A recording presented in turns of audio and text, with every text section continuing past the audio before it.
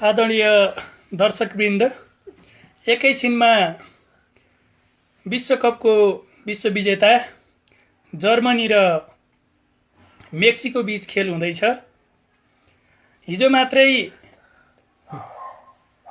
आइसल्यान्डसँग विश्वविजेता ठानिएको अर्जेन्टिनाले बराबर एक गोलमा बराबर भएपछि अहिले जर्मनीका फ्यानहरू अहिले बजारमा हुनुहुन्छ। अर्जेन्टिनाका फ्यानहरू आज दिनभरि उहाँहरूलाई भेट्न खोज्यौँ हामीले, तर भेट्न सकेका छैनौँ। अब केही बेरमा जर्मनी र मेक्सिको बीच हुने खेलमा जर्मनीले गोलको वर्षा गर्ने निश्चितै छ र यसपटक पनि जर्मनीले जितेर 5औं पटक विश्वविजेता हुने सम्भावना प्रबल छ। अक्टोपसको पनि त्यही निष्कर्ष अनुमान बाहिर आइरहेको छ।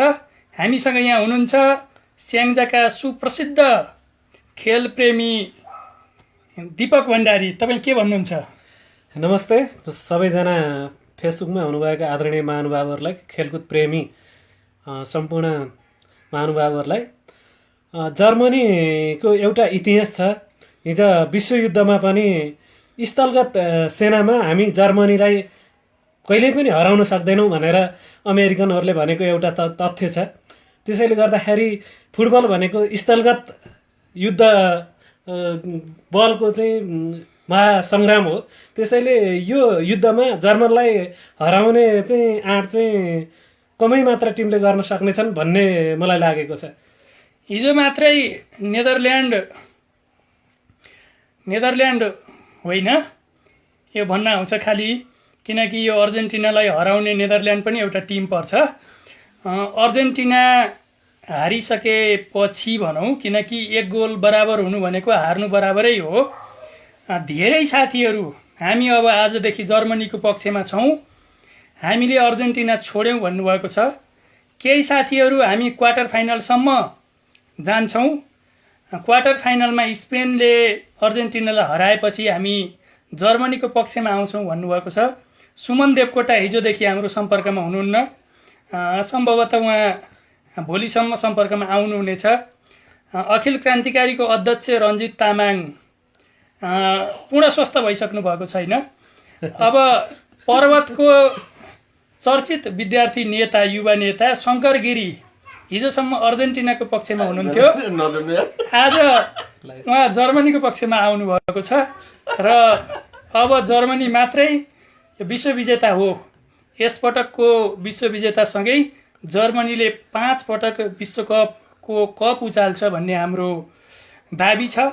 म तपाईँहरूको बिचमा यो जर्मनीले के कारणले जित्छ अहिलेको विश्वकप भन्ने बारेमा थोरै मात्रै म तपाईँहरूको बिचमा चर्चा गर्न चाहन्छु।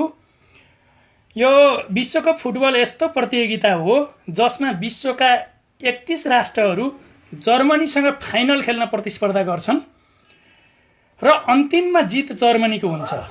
विश्वकप फुटबल इतिहासकै सफल राष्ट्र जर्मनी यसपटक रसियन विश्वकप 2018 को मुख्य दावेदार हो। विश्व बुकमार्कको अनुसार जर्मनीको उपाधि सम्भावना 85% छ।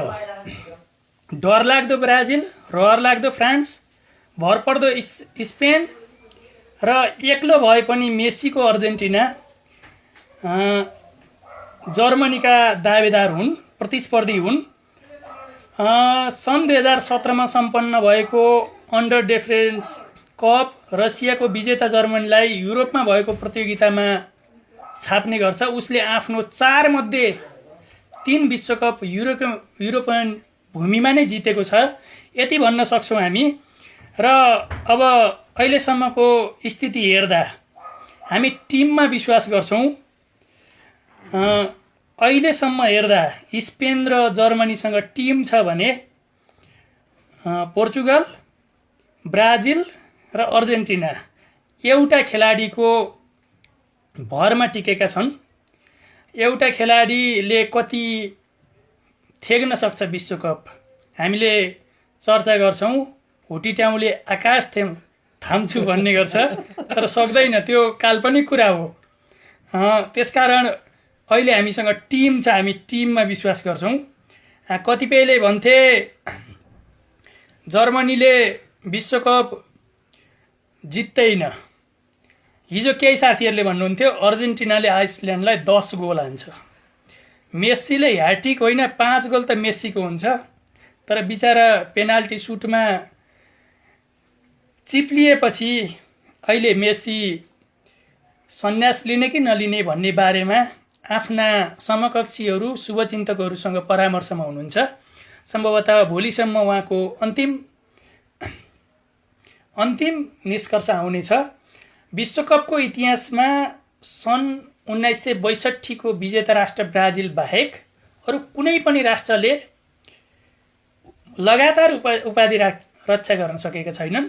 त्यस्तो उपाधि रच्ने, त्यस्तो इतिहास रच्ने एउटा मात्रै टिम हो जर्मनी, जो 8 पटक विश्वकपको फाइनलमा पुगेको छ र 4 पटक विश्वकपको कप उचालेको छ। अब विश्वकप फुटबलको इतिहासका पानाहरू हेर्दा जर्मनी टिम सुनौलो अक्षरले लेखिएको टिम हो। पछिल्ला 5 ठूला प्रतियोगितामा जर्मन टिमका व्यवस्थापक रहेका जर्मन कोच योचिमलाई नै रसियामा इतिहास रच्ने जिम्मेवारी दिइएको छ। 2014 को विश्वकप सहित लोको टिमले यी 5 प्रतियोगितामा न्यूनतम अन्तिम चरणसम्मको यात्रा तय गरेको थियो। यदि योचिम लो कोच छन् भने प्रतिस्पर्धा जित्ने सम्भावना सबैभन्दा प्रबल रहन्छ। विश्वकप इतिहासमा जर्मनीले सबैभन्दा धेरै 12 पटक सेमिफाइनल र 8 पटक फाइनल र 4 पटक उपाधि जितेको छ। अब हामी सहजै अनुमान गर्न सक्छौँ। अब जर्मनीको प्रतिस्पर्धी विश्वकपमा छैनन्, तैपनि जुलाई 15 सम्म खेल्नै पर्ने हुन्छ, कुर्नै पर्ने हुन्छ। एउटा विद्यार्थीले डिस्टिङसन ल्याउँछु भन्ने थाहा हुन्छ, तर परीक्षाभन्दा पहिल्यै उसलाई सर्टिफिकेट दिन मिल्दैन। त्यसको लागि उसले केही समय कुर्न पर्ने हुन्छ। अब जर्मनी पनि त्यस्तै अवस्थामा छ।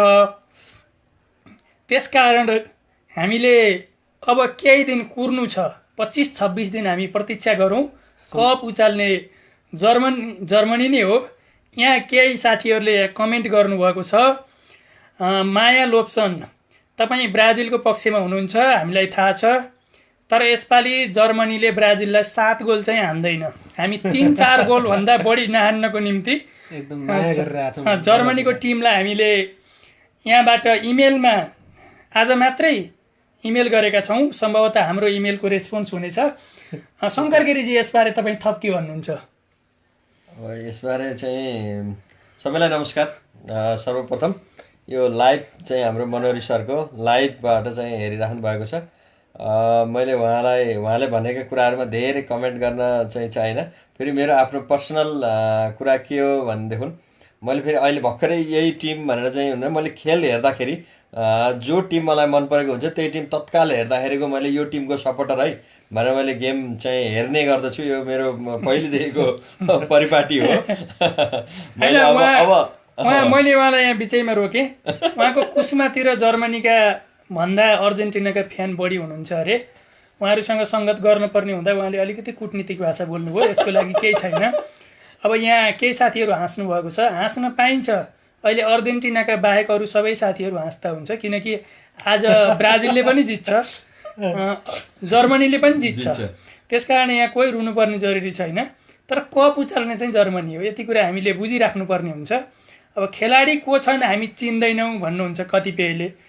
धेरै हामी चिन्दैनौँ, मेसीलाई दुनियाँले चिन्छ, तर धेरै चिन्दाखेरि पेनाल्टी मिस हुँदो रहेछ। यो हामीले 24 घन्टा अगाडि मात्रै प्रत्यक्ष आफ्नै आँखाले देखेका छौँ।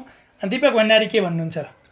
एकदमै हिजो एउटा इतिहास रच्नुहुनेछ। भोलि बिहान उठ्दाखेरि तपाईँहरू मेसीको फ्यान भएर हामीमाझ अँगालो मार्न आउनुहुन्छ भनेर जुन भन्नुभएको थियो, हामीलाई पनि अपेक्षा थियो मेसी जस्तो एउटा चर्चित खेलाडीले धेरै गोल हानुन्। एउटा चाहिँ हाम्रो नेपालमा भएका धेरै अर्जेन्टिनी फ्यानहरूलाई चाहिँ खुसी बनाउनु, विश्वकप नजित्दै नि खुसी बनाउनु भन्ने हाम्रो चाहिँ इच्छा थियो।